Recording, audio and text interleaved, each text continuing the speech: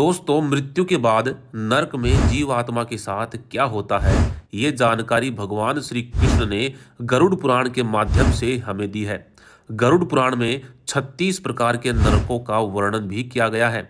अलग अलग कर्मों के लिए इन नरकों में सजा का प्रावधान भी भगवान श्री कृष्ण ने हमें बताया है। गरुड़ पुराण के अलावा अग्नि पुराण और कंठोपनिषद जैसे प्रामाणिक ग्रंथों में भी इसका उल्लेख मिलता है। अतः पूरी जानकारी के लिए वीडियो को अंत तक ध्यान से अवश्य देखें। नमस्कार, स्वागत है आप सभी का एक बार फिर से। दोस्तों, हमारे सनातन धर्म में माना जाता है कि जो मनुष्य जैसे कर्म करता है उसे उसी प्रकार का फल भी मिलता है, चाहे वह फल उसे पृथ्वी लोक पर प्राप्त हो या फिर मृत्यु के बाद स्वर्ग या नरकलोक में। दोस्तों, इस संसार में मनुष्य खाली हाथ आता है और खाली हाथ ही जाता है। वह अपने द्वारा कमाया गया धन यहीं छोड़ करके चला जाता है, लेकिन उसके द्वारा किए गए कर्म यानी उसके द्वारा किए गए पाप और पुण्य ही उसके साथ जाते हैं। उस मनुष्य की आत्मा मृत्यु के पश्चात की यात्रा अपने कर्मों के अनुसार ही करती है। एक जीव की मृत्यु के पश्चात उसकी आत्मा की यात्रा के बारे में गरुड़ पुराण में वर्णन मिलता है कि मृत्यु के पश्चात उस आत्मा को किस प्रकार से यमलोक तक ले जाया जाता है, जहां पर उस जीवात्मा के पाप और पुण्य की तुलना की जाती है। लेकिन यह तुलना किस प्रकार की जाती है, इसके बारे में हमें संपूर्ण जानकारी गरुड़ पुराण से ही प्राप्त होती है।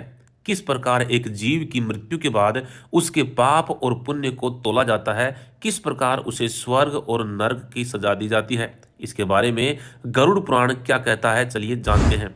दोस्तों, गरुड़ पुराण के अनुसार ब्रह्मा जी के 14 पुत्र माने जाते हैं। यह 14 पुत्र हमारे द्वारा जीवन में किए गए कर्मों को देखते हैं।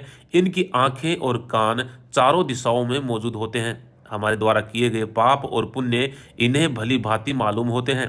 हमारे द्वारा किसी दूसरे मनुष्य के बारे में की गई बातें भी इन्हें पता होती है। हमारे द्वारा किया गया कोई भी कर्म, चाहे वह भूलवश भी क्यों ना किया गया हो, हमारे सभी कर्मों का हिसाब लेकर यह मृत्यु के पश्चात चित्रगुप्त को देते हैं।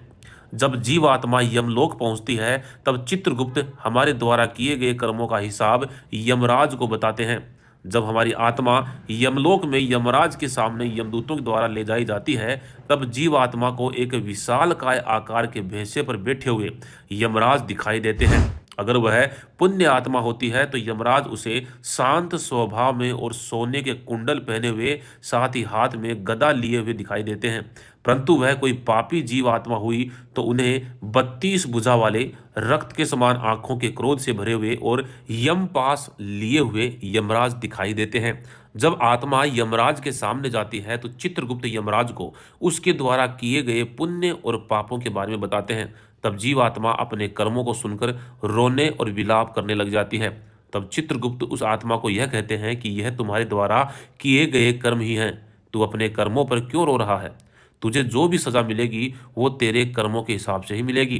चित्रगुप्त के द्वारा उस आत्मा के कर्मों को सुनकर यमराज उस आत्मा के कर्मों को धर्म, अर्थ, काम और मोक्ष के क्षेत्रों में किए गए कर्मों से तुलना करते हैं। अगर उस आत्मा के द्वारा धर्म के क्षेत्र में अधिक कर्म किए गए होते हैं तो उसे स्वर्ग लोक की प्राप्ति होती है। अगर उस आत्मा के द्वारा किए गए कर्म अधर्म के क्षेत्र में होते हैं तो उसे नरक लोक की प्राप्ति होती है। अगर कोई पापी आत्मा पृथ्वी लोक पर कुछ पुण्य कार्य करती है तो उसे नरक में दी जाने वाली सजाओं की अवधि कम कर दी जाती है। वहीं अगर जीवात्मा पृथ्वी लोक पर अपने द्वारा किए गए पापों का प्रायश्चित करने के लिए जीवन भर धार्मिक कार्य करता है तो उस पापी आत्मा को भी स्वर्ग लोक की प्राप्ति होती है। यमलोक के पश्चात एक पुण्य आत्मा को विमान के द्वारा उसे स्वर्ग लोक भेज दिया जाता है, जबकि जो आत्मा मोक्ष प्राप्त करना चाहती हो और पुनः जन्म से मुक्ति चाहती हो, उस आत्मा को हंस पर बिठाकर परमात्मा के द्वार पर छोड़ दिया जाता है। जबकि जीवन भर अशुभ कर्म और पापी प्रवृत्ति के लोगों को यमलोक से सीधे असीपत्र वन में भेज दिया जाता है, जहां पर 5 योजन में अग्नि से बना हुआ जंगल होता है। अशीपत्र वन में 1 योजन जितना विशाल काय वृक्ष भी होता है। उस वृक्ष पर उस आत्मा को उल्टा लटकाकर यमदूत उसे भालों से मारते हैं और उसके द्वारा किए गए कर्मों को बताते हैं।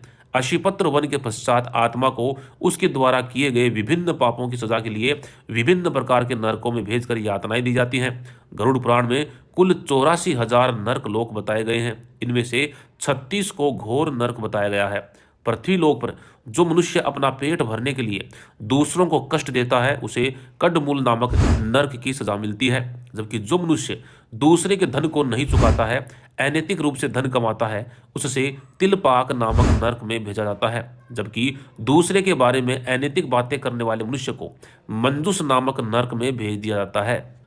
वहीं जो मनुष्य मांस, मछली और शराब का सेवन करने वाला होता है और दूसरों की हत्या करने वाला होता है, तो ऐसे मनुष्य को महाप्रभु नामक नरक की सजा दी जाती है। वहीं जो मनुष्य हर समय काम के चक्कर में रहता है, स्त्री मोह के कारण भक्ति भाव नहीं करता, या जीवन भर जिसने कभी भी गंगा में स्नान नहीं किया, उसे बुडमल काल शूत्र नामक नरक में सजा दी जाती है। इसके अलावा जब कोई पापी आत्मा यमराज के सन्मुख प्रकट होती है, तब उसके द्वारा किए गए कर्मों को देखकर आत्मा को विभिन्न प्रकार के नरक में भेज दिया जाता है। तो दोस्तों, इस प्रकार से गरुड़ पुराण में मृत्यु के बाद आत्मा को 36 प्रकार के घोर नरक की यातनाएं दी जाती हैं और पाप तथा पुण्य का मूल्यांकन किया जाता है। तो दोस्तों, गरुड़ पुराण में वर्णित ये जानकारी आपको कैसी लगी, कमेंट के माध्यम से अवश्य बताएं और साथ ही कमेंट बॉक्स में जय श्री कृष्णा लिखना बिल्कुल ना भूलें। धन्यवाद।